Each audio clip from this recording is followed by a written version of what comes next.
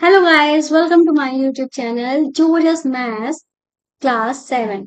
ये हमारी क्लास 7 की मैथ्स के लिए स्पेशली डिजाइन किया गया है और ये हमारा नया चैनल है। पर इसके पहले कुछ वीडियोस डली हुई हैं, आपको उन पर ध्यान नहीं देना है।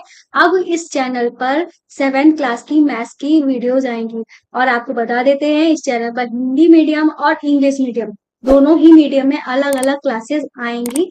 आप जिस भी मीडियम में हो उस मीडियम की क्लासेस देख सकते हो। आपके कहने पे ही हमने ये बनाया है चैनल, क्योंकि आप लोग चाह रहे थे कि आपका चैनल क्लास 7 का चैनल क्लास 6 का चैनल अलग हो जाए, तो हमने क्लास 6 क्लास 7 क्लास 8 इनका चैनल बिल्कुल अलग कर दिया है। तो चलिए देखते हैं। ये हमारे इस चैप्टर की तीसरी क्लास है। ठीक है, हमारा चैप्टर चल रहा था पूर्णांक। ये हमारा पहला चैप्टर है जहां पे हमने क्या क्या पढ़ा दिया है हम एक बार आपको दिखा देते हैं। तो भाई हमने यहाँ से स्टार्ट किया था जहाँ पे हमने क्रम विनिमय नियम, साहचर्य नियम, योग तत्समक ये पढ़ाया। पहला उदाहरण कराया। फिर उसके बाद में हमने गुणन की क्रम विनिमय नियम, शून्य से गुणन, गुणात्मक तस्मक, गुणन से साहचर्य गुणन, ठीक है, और वितरण नियम, ये सारी चीजें कराई। फिर उसके बाद हमने आपको उदाहरण 2 कराया। क्लास ज्यादा लंबी हो रही थी, इस वजह से हमने एक क्वेश्चन हमारा रह गया था, इसको हम आज कवर कराएंगे। ठीक है, और आपको बता दें, अगर आपको ये सारा सब कुछ देखना है तो प्लेलिस्ट में आपको लिंक मिल जाएगी। ठीक है, प्लेलिस्ट में आपको लिंक मिल जाएगी, वहां से आप अपनी पढ़ाई जो कंटिन्यू कर सकते हो। तो चलिए देखते हैं, क्वेश्चन हमसे कह रहा है कोई दुकानदार एक पेन बेचने पर 1 रुपए का लाभ अर्जित करता है। मतलब एक पेन बेचता है तो उसको क्या लाभ मिल रहा है? 1 रुपए का लाभ मिल रहा है। और अपने पुराने स्टॉक की पेंसिल को बेचते हुए 40 पैसे प्रति पेंसिल की हानि उठाता है। और उसके पास कई सारी पुरानी पेंसिलें पड़ी होंगी, तो वो क्या कर रहा है, अपनी पेंसिल बेचना चाहता है। बस वो सोच रहा है कि ये माल खत्म हो जाए, तो वो क्या कर रहा है, जितने जितना में उसने खरीदा था उसमें 40 पैसे की हानि लेकर, मतलब 40 पैसे कम करके, जितने में खरीदा था उससे भी कम करके वो बेच रहा है। ठीक है, फिर ये कह रहा है किसी विशिष्ट महीने में उसने 5 रुपए की हानि उठाई। ठीक है, एक महीने में, किसी महीने में उसने 5 रुपए की हानि उठाई। इस अवधि में उसने 45 पेन बेचे। कितने पेन बेचे? 45 पेन बेचे। और एक पेन बेचने पर कितना रुपया मिलता है? 1 रुपया। ठीक है, तो 45 पेन बेचने पर कितने रुपए मिलेंगे? 45 रुपए। फिर ये कह रहे बताइए इस अवधि में उसने कितनी पेंसिलें बेची। ठीक है, मतलब 45 रुपए लाभ कमाया, फिर भी उसे 5 रुपए की हानि हो गई। ठीक है, ये बताना है। अगले महीने उसने ना तो लाभ हुआ ना तो हानि हुई। यदि इस महीने में उसने 70 पेन बेचे तो उसने कितनी पेंसिलें बेची होंगी? तो ये है हमारा क्वेश्चन। बहुत ही लॉजिकल क्वेश्चन है, ध्यान से इसको देखिएगा। एक एक स्टेप को हम करते हुए चलेंगे। ठीक है, तो हम यहाँ पे लिखेंगे कि एक पेन बेचने पर लाभ। तो एक पेन बेचने पर कितने का लाभ मिलता है? 1 रुपए का लाभ मिलता है। ठीक है, और पेंसिल, पुराने स्टॉक की पेंसिलों को बेचते हुए 40 पैसे प्रति पेंसिल की हानि उठाता है। ठीक है, तो हम यहाँ पे लिखेंगे एक पेंसिल बेचने पर हानि। ठीक है, तो उसे हानि कितने की होती है? 1 रुपए को हम क्या लिख सकते हैं? 100 पैसे लिख सकते हैं। और हम पैसे लिख क्यों रहे हैं ये भी समझ लो, क्योंकि यहाँ पे 40 पैसे की बात कर रहा है। अब हम आपको बता देते हैं कि यूनिट हमारी सेम होनी चाहिए। ऐसा नहीं होना चाहिए कि किलोमीटर भी चल रहा है, मीटर भी चल रहा है, सेंटीमीटर भी चल रहा है। यूनिट एक ही होनी चाहिए, या तो मीटर ही रखो या तो किलोमीटर रखो। ऐसे ही यहाँ पे रुपए भी चल रहा है, पैसे भी चल रहा है। 40 पैसे को तो हम रुपए में चेंज नहीं कर सकते, अगर चेंज करेंगे तो दशमलव में जाएगा, हम दशमलव चाहते नहीं। तो हम क्या करेंगे, पैसे में ही चेंज करेंगे, 1 रुपए को पैसे में चेंज कर लेंगे। ठीक है, ये हो गया। इतना तो हमारे क्वेश्चन इस वाले पार्ट के हिसाब से। अब फर्स्ट पार्ट जो है उसके अकॉर्डिंग हम चलेंगे। ठीक है, फर्स्ट पार्ट के हिसाब से इन्होंने कहा है किसी विशिष्ट महीने में हानि। ठीक है, तो हम यहाँ पे लिख देंगे किसी महीने हुई हानि। तो किसी महीने उसे कितने की हानि हुई? 5 रुपए की। और उसी महीने में उसने कितने पेन बेचे? 45 पेन बेचे। इसी माह या महीने लिख लो। पेन बेचे, कितने पेन बेचे उसने? 45। एक पेन बेचने पर लाभ हो रहा है 1 रुपए का, तो हम यहाँ पे लिख देंगे इसलिए 45 पेन पर लाभ। तो लाभ हमारा कितने का हो जाएगा? एक पे एक पेन पर 1 रुपए का लाभ, इसलिए 45 पेन पे कितना का लाभ हो जाएगा? 45 × 1 मतलब 45 रुपए का हमारा लाभ हुआ। ठीक है, पेन बेचने पर 45 रुपए का लाभ। तो ये कह रहे हैं कि इस अवधि में कितनी पेंसिल बेची गई, तो हमें बताना है कि पेंसिल कितनी बेची गई है। ठीक है, ये बताना है। तो भाई अगर इतने का हमारा क्या हो रहा है, लाभ हो रहा है, लेकिन फिर भी हमारी हानि हो रही है। ठीक है, तो इस 45 रुपए जो है इनको हम चेंज कर लेंगे पैसे में। रुपए को हम किस में रुपए को क्या करेंगे हम 100 पैसा बना लेंगे, मतलब 45 और 100 की गुणा हो जाएगी, तो हम ये हमारा क्या हो जाएगा?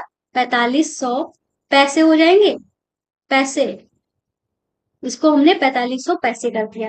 आया समझ में? इतना इतना आया कि नहीं आया? ठीक है, ध्यान से देख लो, पहले इतना देख लो फिर हम आगे चलते हैं। ठीक है, तो हानि हो रही थी उस महीने में, कितने की हो रही थी, हमने इसको पैसे में चेंज कर लिया, 500 पैसे। ठीक है, 500 पैसे की हमारी हानि हो रही है। और लाभ कितने का हो रहा था? लाभ हो रहा है हमारा 4500 का, लेकिन 4500 लाभ होने के बावजूद भी इतनी हानि हो रही है। तो इसका मतलब ये हानि जो है वो हमारी इसमें जुड़कर टोटल जो कुल हानि हमारी हो रही है वो।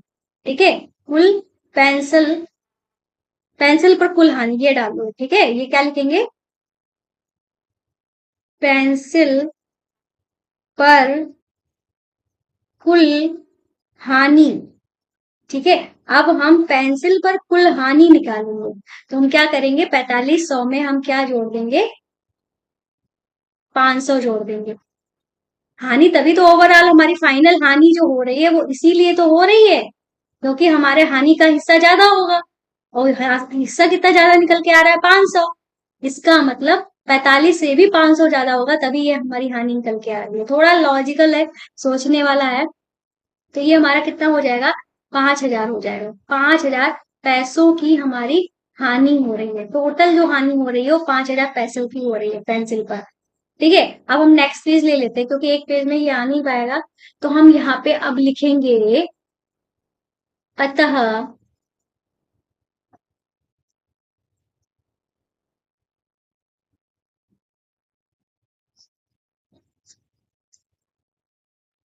पेंसिलों की कुल संख्या। तो पेंसिलों की कुल संख्या कैसे निकलेगी? ये जो 5000 हमारा आया है हानि, उसको कुल हानि को एक पेंसिल की हानि से हम भाग देंगे। 0 से 0 कट गया, 4 × 4, 4 × 2 = 8, 2 4 × 4 एक बचा, 4 × 2 = 8, 2 बचा, 4 × 5 = 30। तो हमारा कितना आ जाएगा? 125। ठीक है, तो पेंसिलों की संख्या इन्होंने पूछी थी, तो पेंसिलों की संख्या जो है वो हमारी 125 आ जाएगी। अगर देखना है तो एक बार देख लो, थोड़ा लॉजिकल क्वेश्चन है, सोचने वाला क्वेश्चन है। ठीक है, तो हमने यहाँ पे क्या किया? हमने सबसे पहले लिख लिया जो इन्होंने बोला, एक पेंसिल बेचने पर लाभ हो रहा है 1 रुपए, जिसको हमने पैसे में चेंज कर लिया, होगा 100 पैसे। एक पेंसिल बेचने पर हमारी हानि कितने की हो रही? 40 पैसे की। इसी महीने हुई हानि इन्होंने बताई थी कि किसी महीने 5 रुपए की हानि हुई थी, जिसको पैसे में चेंज कर लिया, 500 पैसे हो गया। और इस माह में पेन बेचे गए हैं 45, और एक पेन बेचने पर लाभ होता है 1 पैसे का, 1 रुपए का, इसलिए 45 पेन पे हमें कितना लाभ होगा? 45 रुपए का लाभ हो जाएगा। और 45 रुपए को हम पैसे में चेंज कर लेंगे, हो जाएंगे 4500 पैसे। पर हमारी इतना सारा लाभ होने के बावजूद भी हानि हो रही है, मतलब जो हमारी पेंसिल बेच के जो हानि हो रही है वो लाभ से ज्यादा हो रही है। और कितनी ज्यादा हो रही है? जितना हमारा एक्स्ट्रा में हानि हो रही है।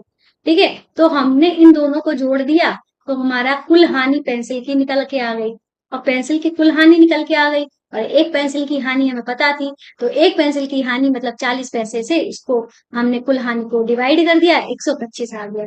ठीक है, अब हम सेकंड वाला पार्ट करेंगे। ये कह रहे हैं अगले महीने में ना तो लाभ हुआ और ना ही हानि हुई। तो इस महीने में 70 पेन बेचे गए, तो उसने कितनी पेंसिल बेची? ठीक है। अगले महीने में उसे ना लाभ हुआ ना हानि हुई। ठीक है। तो हम लिखेंगे इस माह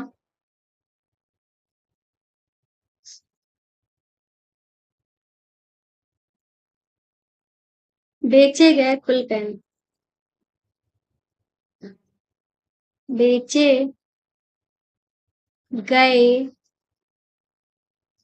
कुल पेन। तो कुल पेन कितने बेचे गए? 70 पेन बेचे गए। ठीक है, 70 पेन बेचे गए। तो इसलिए हमारा लाभ कितना बनेगा जाके पेन का? ये लाभ किसका है?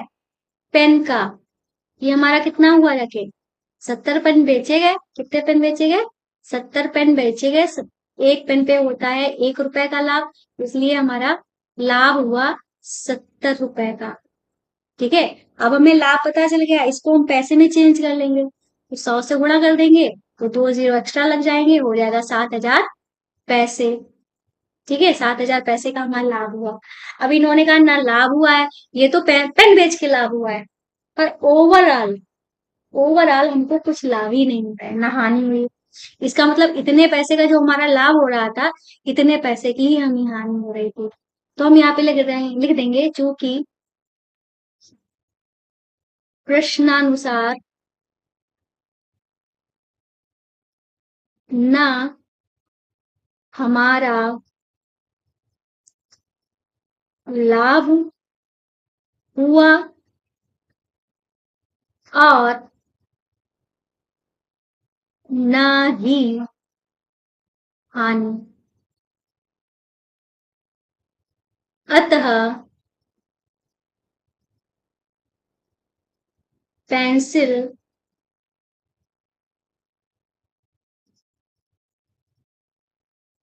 बेचने पर कुल हानि, तो जो लाभ था वही हमारी हानि बन जाएगी, जो पेंसिल का लाभ था वो वही हमारी हानि हो जाएगी। इतने रुपए की उसे, इतने पैसे की उसे हानि हुई है। समझ रहे हो? इतने पैसे की उसे क्या हुई? हानि हुई। तभी तो ना तो हमारा लाभ बचा, ना ही हमारी हानि बची। ठीक है। तो इन्होंने कहा पेंसिल कितनी बेची गई, तो हम यहाँ पे लिख देंगे अतः बेची गई पेंसिल की संख्या, फॉर्मूला हमको वही लगाना है, टोटल हानि बटे एक पेंसिल पर हानि। जीरो से जीरो कट गया, काट देंगे। चार एकम चार, चार एकम चार, तीन बचा। कितना बचा? तीन बचा। चार सत्ते 28, दो बचा। चार पंचे 20। तो इस माह कितनी पेंसिल बेची गई? 175 पेंसिल बेची गई। अब यही हमारा क्या हो जाएगा? आंसर हो जाएगा।